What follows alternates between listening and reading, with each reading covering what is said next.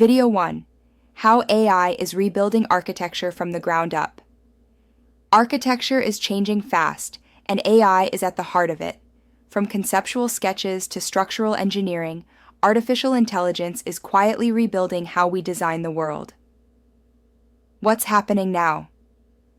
Firms around the globe are now using AI tools for generative design, material optimization, energy modeling, and real-time decision-making.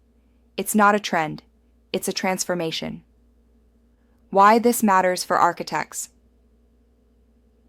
Architects aren't being replaced, they're being empowered. AI gives you 100 iterations of a design in minutes. It simulates airflow, lighting, and sustainability before you break ground. Real-world examples. Take Zaha Hadid Architects. They've used AI to create organic, flowing forms never before imagined. Or Skidmore, Owings, and Merrill, who use AI to test structural loads in early designs. This channel is where architecture meets AI, future-focused, design-driven, and architect-led. Subscribe if you want to build smarter. The future is already under construction.